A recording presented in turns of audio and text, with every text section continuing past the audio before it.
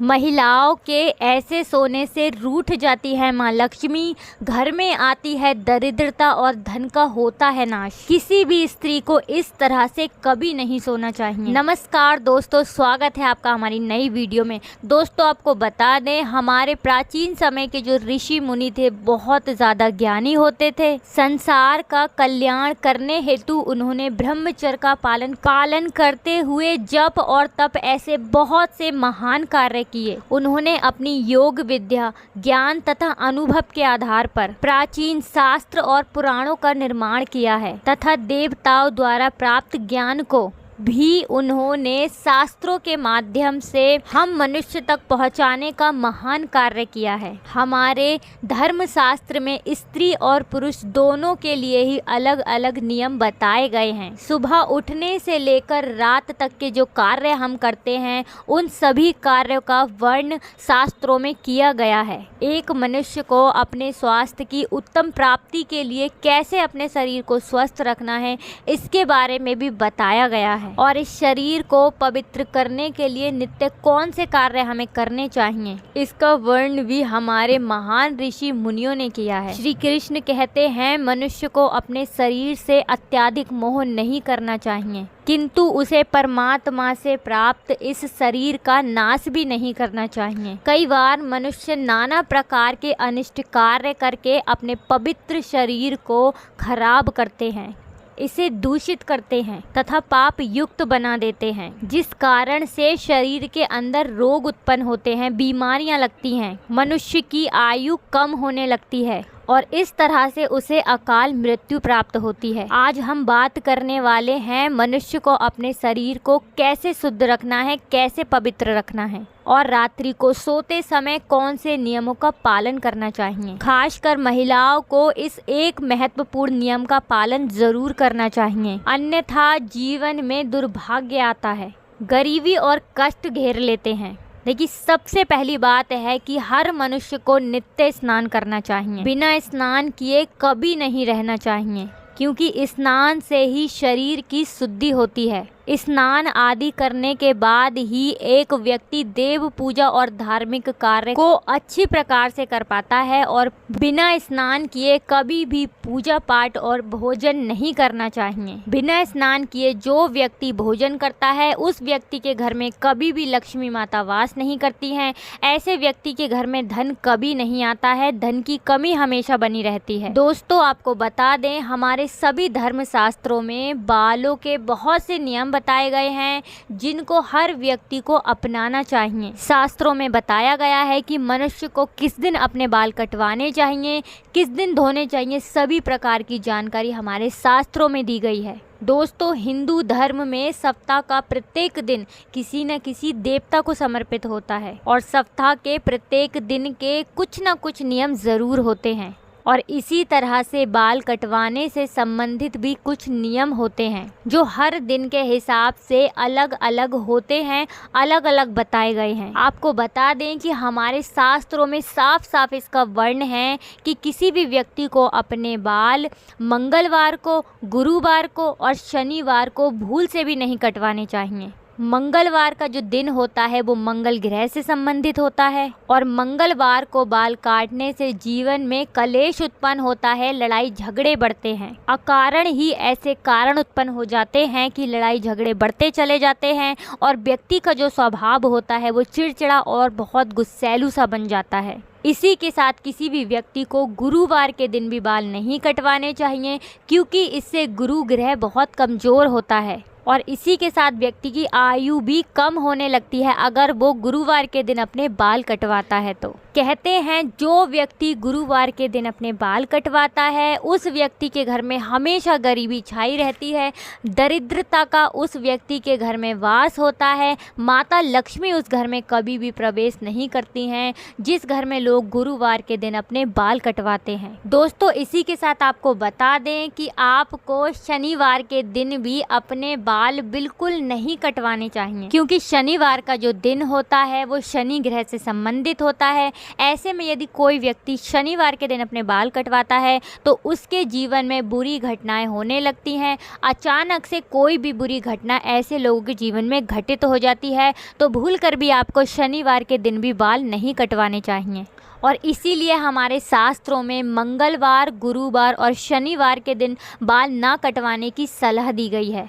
इसके अलावा अगर आपको बाल कटाने हैं तो आप शुक्रवार के दिन कटाएं, बुधवार के दिन कटाएं। ये दोनों ही दिन बहुत शुभ माने गए हैं बाल कटाने के लिए। और बाल कटवाने के लिए जो सबसे उत्तम दिन माना गया है वो है शुक्रवार का दिन। तो आप जब भी अपने बाल कटवाएं शुक्रवार का दिन चुनें। हमेशा ये दिन जो है बहुत ही शुभ रहता है बाल कटवाने के लिए।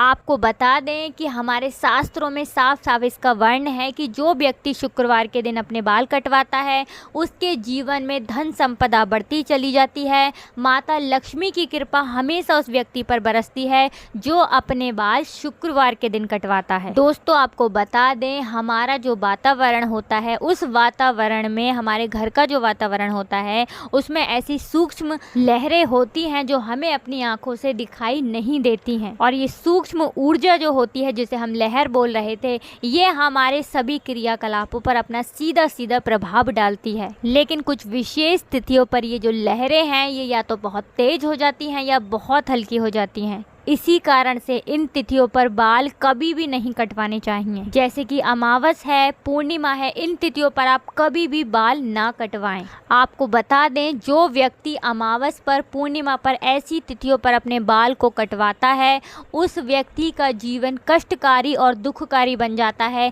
कष्ट और परेशानियां ऐसे व्यक्ति को हमेशा घेर के रखती हैं। तो आप अपने संपूर्ण जीवन काल में ऐसी गलती कभी भी ना करें। इसी के साथ आपको बता दें कि आपको मध्य रात्रि में कभी भी अपने बाल नहीं कटवाने चाहिए, क्योंकि इस समय वातावरण में तामसिक और नकारात्मक ऊर्जा का प्रभाव ज़्यादा होता है, जिसका सीधा सीधा असर हमारे मस्तिष्क पर पड़ता है। इसीलिए रात में बाल ना काटने की सलाह दी जाती है। इसी के साथ जो पवित्र त्योहार हमारे होते हैं, संक्रांति होती है, कोई भी विशिष्ट पूजा होती है, हमारे भारत में बहुत सारे त्यौहार मनाए जाते हैं। उन त्योहारों पर भी, उन शुभ तिथियों पर भी आपको भूल कर भी अपने बाल नहीं कटवाने चाहिए, क्योंकि इसे शुभ नहीं माना जाता है। क्योंकि आपको बता दें तीज त्योहार पर, विशिष्ट तिथियों पर यदि कोई व्यक्ति बाल कटवाता है तो उस व्यक्ति के जीवन में दुर्भाग्य आता है। तो आप कभी भी ऐसी गलती ना करें। कोई तीज त्योहार, कोई पूजा पाठ जिस दिन हो उस दिन भूल कर भी आप अपने बाल ना कटवाएं। चलिए अब आपको बता देते हैं कि महिलाओं के लिए बालों से संबंधित कौन से महत्वपूर्ण नियम हमारे शास्त्रों में बताए गए हैं। शास्त्रों के अनुसार काले, घने और लंबे बाल स्त्री का आभूषण होते हैं। बालों से ही स्त्रियों के अंदर पवित्रता और सकारात्मकता आती है। प्राचीन काल से ही स्त्रियों के लंबे बालों को उनके सौंदर्य का प्रतीक माना जाता है। लेकिन लंबे बालों से जुड़ी महत्वपूर्ण जो जानकारी है, जो बात है, उस बात को आप सभी को जानना चाहिए और समझना चाहिए। शास्त्र कहते हैं कि स्त्रियों के बाल कमर के नीचे नहीं होने चाहिए, और अगर किसी भी स्त्री के बाल कमर से नीचे हैं तो इस तरह से उनको बांध कर रखना चाहिए कि वो कभी भी धरती को स्पर्श ना करें। क्योंकि आपको बता दें स्त्रियों के जो बाल होते हैं वो बहुत ही ज़्यादा संवेदनशील होते हैं। आपको बता दें कि अगर किसी स्त्री के बाल ज़मीन को छू रहे हैं तो बाल जब ज़मीन को टच करेंगे और जो ऊर्जा, नकारात्मक ऊर्जा वहाँ फैली होगी, तो बालों को टच करते ही वो सीधे मस्तिष्क पर प्रभाव डालेगी, जिसके नकारात्मक प्रभाव भी देखने को मिलते हैं। और नकारात्मक प्रभाव का असर सीधे सीधे जीवन पर पड़ता है। कष्ट और परेशानियाँ उस व्यक्ति के जीवन में आ जाती हैं। बहुत सारे संकटों में वो व्यक्ति घिर जाता है। इसी के साथ हमारे शास्त्रों में बताया गया है कि स्त्रियों को अपने बाल कभी भी गंदे नहीं रखने चाहिए, क्योंकि इससे माता लक्ष्मी रुष्ट हो जाती हैं, रूठ जाती हैं। इसी के साथ हमारे शास्त्रों में बताया गया है कि अगर कोई महिला शादीशुदा है तो उसे अपनी मांग में सिंदूर ज़रूर भरना चाहिए। इससे सौभाग्य की प्राप्ति होती है। स्त्रियों को हमेशा अपने बालों को स्वच्छ और साफ रखना चाहिए, क्योंकि इसके पीछे धार्मिक कारण ये है कि जब आपका सर साफ होगा, गंदा नहीं होगा, तो आपको अपना सर नहीं खुजाना पड़ेगा। क्योंकि हमारे शास्त्रों में सर खुजाने को बहुत ही अशुभ माना जाता है। क्योंकि आपको बता दें, गरुड़ पुराण में कहा गया है कि जो स्त्री अपने बालों को खुजलाते हुए पूजा पाठ करती है, उस स्त्री की पूजा विफल हो जाती है, सफल नहीं होती है। इसी के साथ जब हम बाल काटते हैं, जो स्त्रियां बाल काटती हैं, उन्हें कभी भी अपने बालों में जो गुच्छा बन जाता है, उलझ जाते हैं जो बाल, उन बालों के गुच्छे को या किसी भी बाल को ऐसे ही कहीं नहीं फेंकना चाहिए, हवा में नहीं उड़ाना चाहिए, अच्छे से उनको फेंकना चाहिए। क्योंकि तंत्र मंत्र साधना में बालों का बहुत प्रयोग होता है और कोई भी आपके बाल का दुरुपयोग कर सकता है। इसीलिए महिलाओं को अपने बाल हमेशा संभाल कर रखने चाहिए, बांध कर रखने चाहिए, हमेशा अपने बालों को साफ रखना चाहिए, जिससे कि धन की देवी माता लक्ष्मी भी कभी आपसे रुष्ट ना हो। इसी के साथ आपको बता दें, कभी भी सूर्यास्त के बाद या सूर्यास्त से पहले बाल नहीं धोने चाहिए, क्योंकि ऐसा करना अशुभ माना जाता है। आइए अब जानते हैं स्त्री और पुरुष को किस प्रकार से सोना चाहिए, वास्तु शास्त्र में कौन कौन से नियम बताए गए हैं। तो आपको बता दें, शास्त्रों के अनुसार सोते समय अपना सर हमेशा पूर्व अथवा दक्षिण दिशा में करके ही सोना चाहिए। उत्तर तथा पश्चिम दिशा में सर रखकर सोना अशुभ माना जाता है, तो कभी भी इधर की साइड आपको सर रखकर नहीं सोना चाहिए। आपको बता दें, दक्षिण दिशा जो है वो मृत्यु की दिशा मानी गई है और इस दिशा में अपने पैर रखकर कभी नहीं सोना चाहिए, क्योंकि इससे मृत्यु देवता यमराज का अपमान होता है।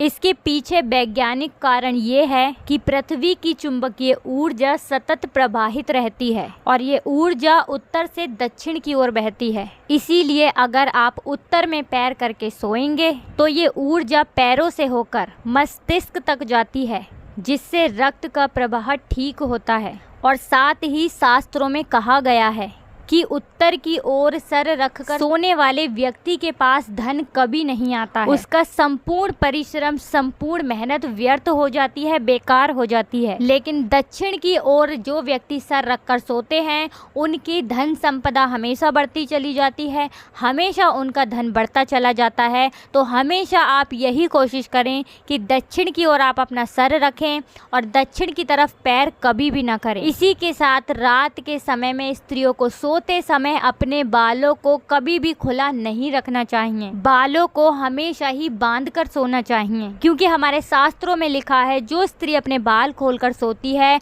उसके घर में धन की देवी लक्ष्मी कभी वास नहीं करती हैं और हमेशा धन से जुड़ी समस्याएं उस व्यक्ति के जीवन में उत्पन्न होती हैं, उस महिला के जीवन में बनी रहती हैं जो हमेशा अपने बालों को खोलकर सोती है। तो दोस्तों, हमारे शास्त्रों में महिलाओं को और पुरुषों के लिए सोने से लेकर उठने तक के नियम बताए गए हैं। तो अगर हम इन नियमों को अपनी ज़िंदगी पर लागू कर लेते हैं, इन नियमों का पालन कर लेते हैं, तो बहुत सारी समस्याएं हमारे जीवन की अपने आप ख़त्म हो जाती हैं। क्योंकि बहुत सारी गलतियां हम अपने दैनिक जीवन में जो कार्य करते हैं, जो काम करते हैं, उन काम को करते समय कर देते हैं। तो आपको ये गलतियां बिल्कुल भी नहीं करनी चाहिए। जिन गलतियों का हमारे शास्त्रों में वर्ण है, हमारे शास्त्रों में बताया गया है, कभी भी आपको वो चीज़ें नहीं करनी चाहिए जिन चीज़ों की मनाही हमारे शास्त्रों में की गई है। तो दोस्तों, इस तरह से छोटी छोटी गलतियों में सुधार करके हम अपने जीवन को सरल और सुगम बना सकते हैं। कभी कभी हम जीवन में बहुत पूजा पाठ करते हैं, बहुत उपाय करते हैं, सब कुछ करते हैं, उसके बाद भी दुखी रहते हैं, क्योंकि कहीं ना कहीं हम बहुत सारी गलतियां अपने घर पर जो काम करते हैं, सोते हैं, उठते हैं, बैठते हैं, उसमें कर देते हैं। तो आप हमारे शास्त्रों के हिसाब से जो हमने आपको उपाय बताए हैं कि किस तरह से आपको सोना चाहिए और कौन कौन सी गलतियां हैं जो नहीं करनी चाहिए, आप इन नियमों को अपना कर देखें। निश्चित तौर पर आप देखेंगे कि आपके जीवन की समस्याएं खत्म होती चली जाएंगी। तो दोस्तों, अगर जानकारी अच्छी लगी है तो वीडियो को लाइक कर दें।